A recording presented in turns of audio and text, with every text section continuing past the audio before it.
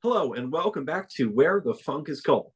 This week, Cole got to take a look up north in Italy at Venice and Ravenna. Cole, what were your experiences like this weekend?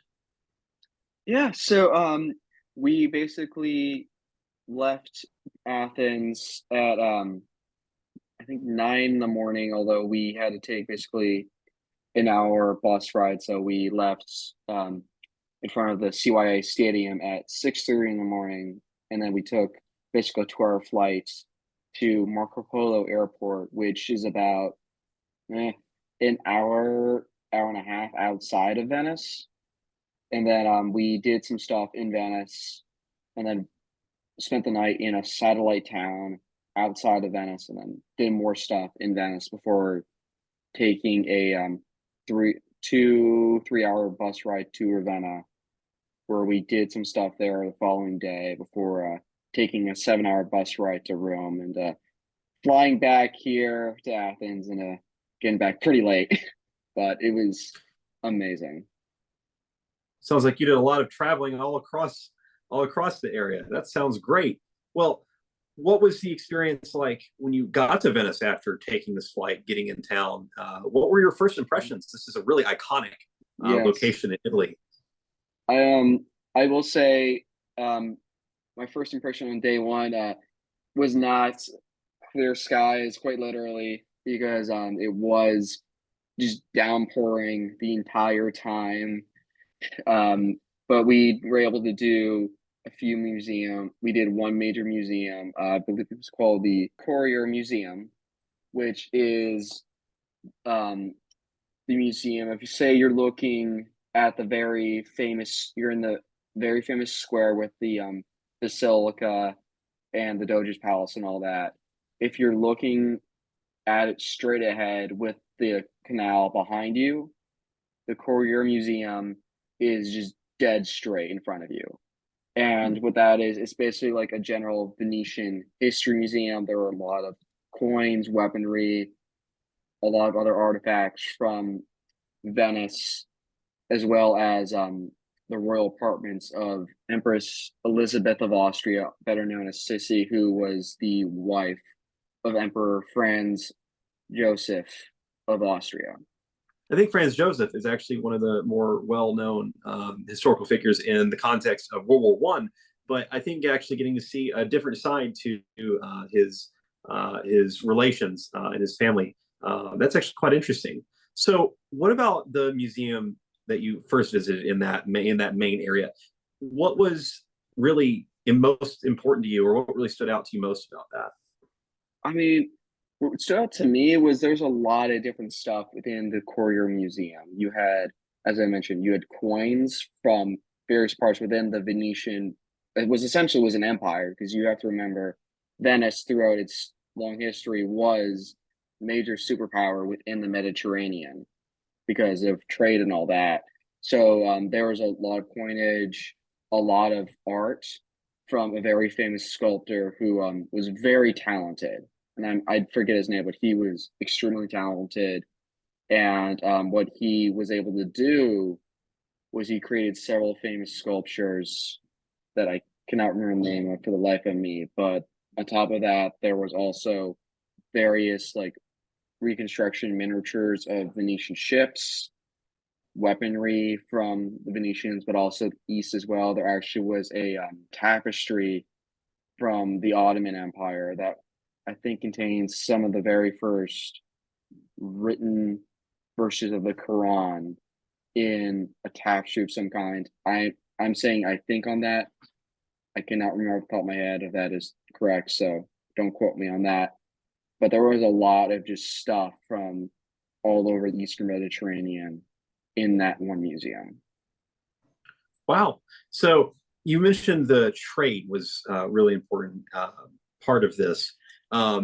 What can you tell us a little bit more about like the actual like historical context for a lot of like this Mediterranean trade in this area? What really made it very like so successful in Venice? Well, the Venetians, what they did was they had a bunch of various outpost colonies throughout the Eastern Mediterranean. One of them, for those of you who tuned in last episode, was Naphtali. And what the Venetians did was they would have colonies more or less every 20, 30 miles, give or take, where they could use to resupply and like restock and just have a base there. Because what you may not know is the Venetians, they were very insistent on using the old-fashioned triremes with a lot of oar power instead of relying on sail power for a very long time. So that hence the reason why they had these bases every 20 to 30 miles. It's because their ships were really operate off just sheer brute force manpower, which for those of you who don't know how triremes work, it's basically a bunch of guys turning oars around, and 9 times out of 10, or most likely guaranteed, those poor people who are turning those oars are slaves. It does not sound like the best position to be in a lot of different No. ways. It also sounds like it would be pretty tiring to have to do rowing in any really hardcore capacity like that for any Yeah. extended amount of time. I mean, as you know now, with lots of workout places still have rowing machines everywhere because it's just such intense cardio. But I guess that's kind of interesting to see how they chose using like all the like the rowing compared to I think like sails or other stuff as like the primary driving force for these boats. Very interesting. But also, like you said, that does explain why they have all those outposts. Okay. So what about like your general experiences in Venice? Like I said earlier, it's an absolutely iconic location in Italy, probably one of the most famous locations other than Yes. like Rome. What were your general impressions of this walking around Yeah. town and just getting to see things? I mean, I'm gonna be honest, the first day I did not really walk around much at all just because it was downpouring seriously. Like they gave us after we did the Quarter Museum, they were just like, all right, go, you have free time for the next 2, 3 hours. And me, two other guys just sat in a cafe because we were just like, we're not gonna be walking around this heavy rain. But the following day, was as close as you could get to like your stereotypical beautiful clear skies, just the perfect day to be in Venice, where we did the Doge's Palace, which is basically the residential of the Doge, who's basically like the head of Venice, but also the whole parliament essentially of the Venetian Republic. And on top of that, we also did the cathedral where the Venetians put the horses that they stole from Hagia Sophia in Constantinople, or what is now Istanbul, after the Fourth Crusade. So we did those two really big things that day, after which we had some lunch in Venice before taking the ferry back across the canal area so we could drive to Ravenna. So, out of the places that you got to tour that morning, what was probably your favorite and why?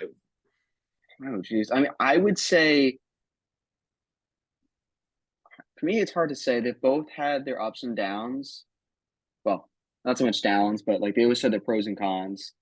The Doge's Palace, that was really interesting to see the whole dynamic of the Venetian governments. You had this one council that I think was called the Council of 10 or something like that, where these 10 people were the most feared men within the Venetian government because the Doge, who basically is you can like them to the president of the United States or like the prime minister of Great Britain, they were basically the elected heads of the Venetian Republic, and they ruled for life.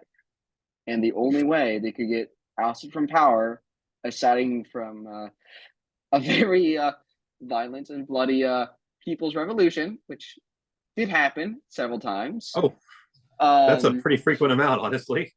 Yeah, was by the Council of 10 lobbying charges against them. And they're actually in the main council chamber where the Doge would sit along with like the 2,000 other like members of the assembly. On the top, there are paint portraits of all the Doges of Venice, and one of them, he is blacked out in gold. I'm with gold lettering, which I'm not gonna try to say this in Italian because I don't speak Italian. Embezzlement. So he Oh, was literally deposed from power because he was convicted of embezzlement. And another interesting fact about this, which is going to sound very much like the way the Russians run their government today, is they are basically trap doors along the sides where people would open those and be able to spy on the goings on of in the room next door, although they were mainly used to help ferry messages from one room to the other, but they could be opened for spying purposes. I guess that could have come in handy, so to speak. Oh, Yes, well, but that sounds like. Oh, go ahead, please. but um, but in regards to the cathedral, there was a lot of cool stuff there. One of the biggest was there it on behind the main altar, which I'll go into more about the details on the main altar in a second. But behind it, there is this beautifully ornate altar piece where you can't really see all the bejeweled gold sides because of some reason. I can't. I think it's something because the bishop. He's like, yeah, want we want to make ourselves seem humble, but also because they probably, if someone broke in, they didn't want them to steal it because it is this bejeweled piece that the head of the Venetian Republic at the time, I think, was given by Empress Irene of Byzantium at the time for possible because they were going to possibly get married. Obviously, they didn't, but it was this huge propaganda piece. And if I don't even want to try to calculate it in modern currency because it is just so expensive and priceless with all the gold and the jewels inside. But like I said earlier, the interesting about the altar itself is that supposedly it has the body of Saint Mark, who is the patron saint of Venice. However, some people say it isn't the body of Saint Mark because it was acquired by some Venetian trader in Egypt, who just basically bought the remains off of some trader at the time. So it Sounds like a may sketchy be business Saint deal. Mark. Yeah, it may be Saint Mark. It may not be Saint Mark. Although I've also heard people say that it could also be the body of Alexander the Great. So Wow. there is possibly a body in there. No idea who it is. So, and we can't know for sure because it is a cathedral, and let's just say Christians with their relics, they usually don't like to open them up and do DNA testing. Yeah, I wouldn't imagine that would probably be the go-to thing to do Yeah. for anything like that. That's interesting. So you have a list of like very, very, very significant figures, and also you have a chance that you have absolutely like nothing. Yeah. Um, Interesting. But I guess your point does make sense. I guess we probably won't know anytime soon. Yes. And you were gonna ask me something after the part on the Doge's palace, if I remember correctly. Yes. So with wait, yes, that's correct. Um, so with the Doge's palace, just like style wise, like architecture wise, was it really impressive for its time? Oh yes, it is. It was meant to wow. Every room, the ceilings had beautifully painted murals, and especially one in the main chamber where the main commerce and like policymaking would go on. It was just so ornate. I'm trying to like you and I both have been to Versailles. I would compare it to that. Like that's the best comparison I can make is just how ornate and elaborate it is, in particular with all the murals. Versailles is a really, really, really well done, very, very ornate Yes. place for sure. So wow, that really tells you something if it can compare something of that caliber. That's interesting. So I well actually, how long did it take to make this place? Was it a very long, drawn out project, or was it done in a short period of time? Are you're referencing to the Doge's Palace, correct? Yes. Okay. I'm not entirely sure, to be honest. I imagine it would have taken at least a couple decades just to build the structure alone, more with all the ornate stuff inside.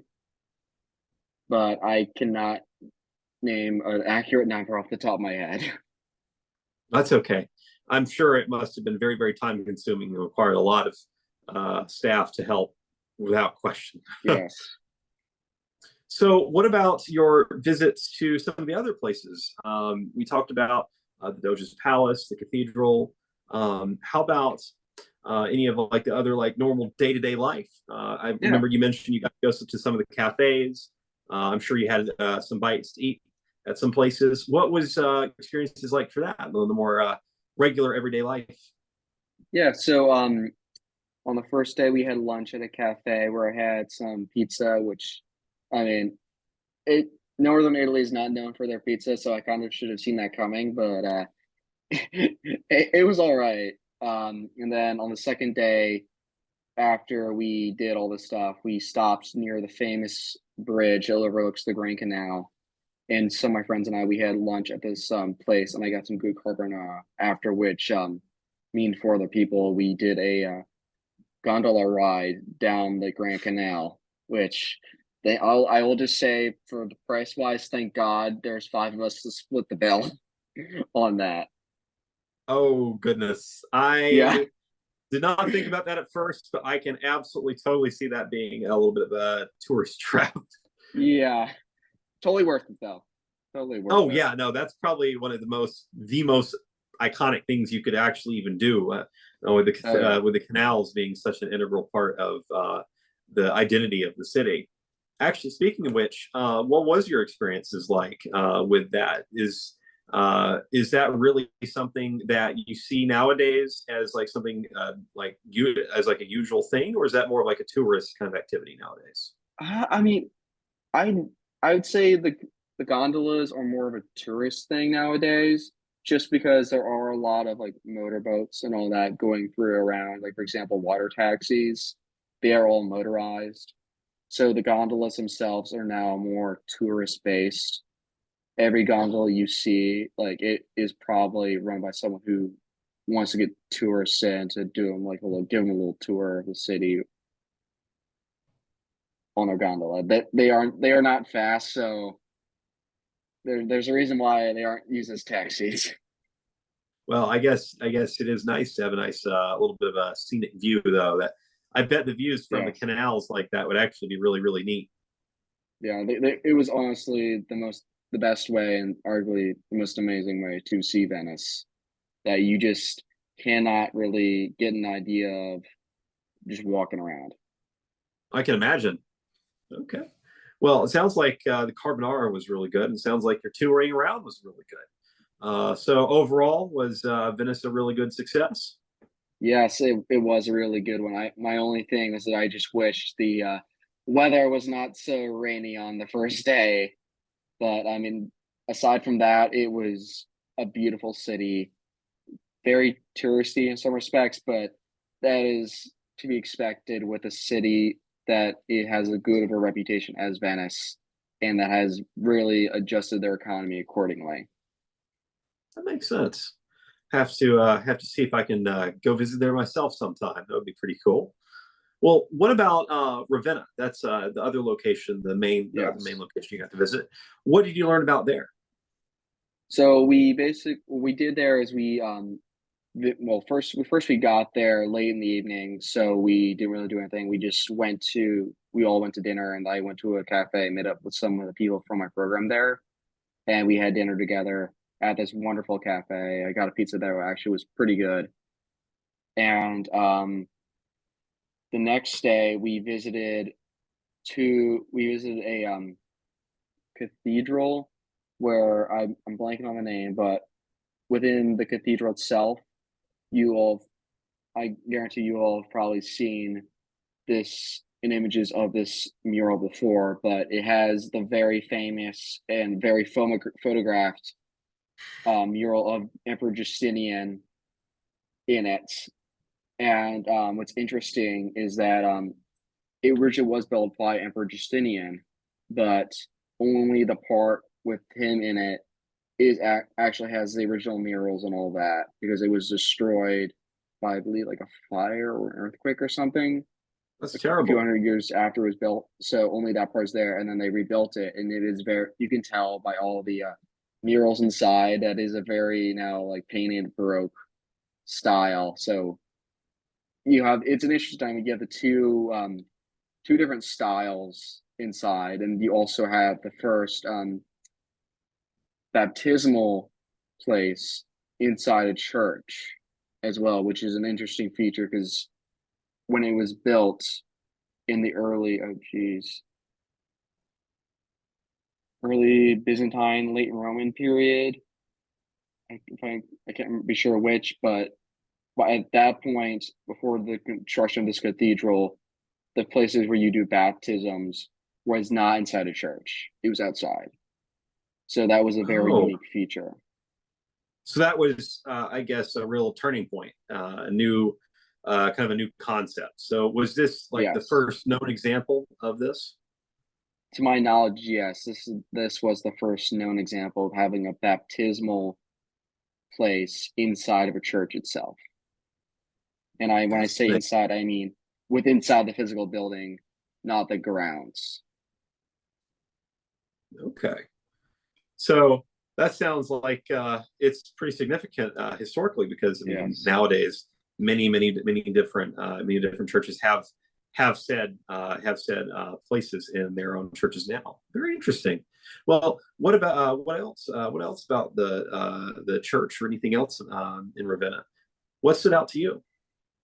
Yeah. So the city itself was a very nice, beautiful city. Um, it speaks of your not.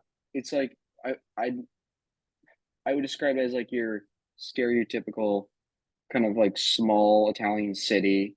Very beautiful, very like rough, pretty quiet, which was really nice. And it does have the tomb of Dante Alighieri. For those of you who don't know, he wrote the Divine Comedy in Ravenna after he was kicked out of Florence with on pain of death should he ever return following a civil war, which he was on the wrong side of politically. So, for Oof. the of you seen the illustrations from his little story, uh, a lot of the people in there are basically people who he viewed as wronging him. So yeah, I think he got the one up on his rivals by basically saying, "Yeah, you are condemned to hell for all eternity." Oh, that's pretty Yeah, intense. yeah, but Okay. Wow. it doesn't end with him. It doesn't really end there because while his body is there, during the war, there's now this constant fight between Florence and Ravenna to get the body back, and Ravenna, for obvious reasons, is not going to let him go back because why would they? So there was a point, I forget when, but Ravenna and Florence were playing each other in a soccer match, and some Florentine fans tried to break into the tomb and physically carry the body back. Some locals stopped them, and a brawl ensued. But before that, during World War II, a monk who was in the monastery behind where the tomb is, he basically took the body of Dante Alighieri out of his coffin and buried him on the grounds to prevent the Nazis from taking him back to Berlin.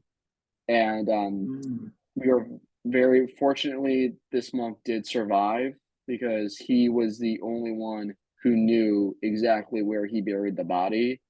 So had he been killed, it is very likely the body of Dante Alighieri could still be missing. Although I doubt it would have taken them more than a couple of decades because it was really close to the tomb. Mm. Like if you were standing on the far side of the street, you could see both places. Oh, so yeah, yeah, definitely. That it's probable that they would have been able to Yeah. figure that out. Interesting. So, can you tell me a little bit more, like, on why the Nazis were really kind of going after this? I mean, I don't think they would have, but it was more of a concern that they would have because there are several art pieces of art that the Nazis did take back. For example, people like Hermann Goering, their house in Germany was literally covered in stolen art from, say, the Louvre.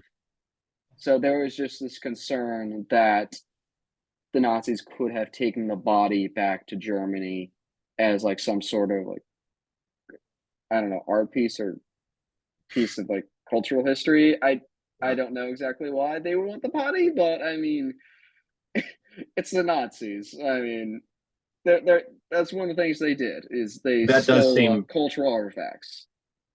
I would say that is relatively on brand. Yeah, Ugh. But that does make sense, though. Okay, interesting. So, um, what about your other experiences in Ravenna? Was there anything else that you got to see or do that was really, really fun or interesting? I mean, after that, I went to like a cafe and I got this utterly good. It was like a salami, mozzarella, like panini press thing in between some naan bread, which was all right. And then after which it was get back to the hotel by 1:30 because we had a 7-hour bus ride to Rome to catch our flight. Um, so we just took the bus down there, and of course, that's the time I did watch a few movies and TV shows, and I we stopped for 2 30-minute periods, and I did grab some dinner there, which was a better um, mozzarella and prosciutto sandwich, which was pretty good. And then after that, Nice. it was get to the airport, go through security, and then fly back to Athens, and then come back, drive back from the airport to CYA, get back to the apartment, go to sleep. I guess it was a school night as well, so you had to Yes, consider that as well to get done as soon as possible. yeah. I let's just say I was like, I just took everything out that I needed to get out, and then went to bed because by that point it was 3 in the morning. So I was like, Oh, I'm not staying up any later than I need to. that totally makes sense. Well, it Yeah. sounds like it was overall a pretty good trip, right? Yes, it was a wonderful trip. And I mean, I'm gonna be honest, if I had the CYA had not had a field trip there, I would probably would have tried to figure a way to go to at least Venice while I was while I'm here in Greece at some point. Definitely. I mean, you can't miss it. It's one of the most famous No, things. it is. I would say the only other city in Italy that could topple its prestige in terms of fame is Rome itself for obvious reasons. Of course, of course. Okay. Well, that sounds awesome. It sounds like you had a really, really a great trip. It does sound like you did have a lot of travel time, though. Yes. But very nice, very nice. Well, Cole, I really appreciate you taking the time to talk with us again this week. It's really fun to follow you Yes. along as you get to see all these cool historical locations and things. My pleasure, Colby. Well, that's it for today's episode. Tune in next week and we'll get to see where Cole goes for his next adventure. Thanks for tuning in to Where the Funk is Cole. I'm Colby, I'm Cole. and we'll see you next time.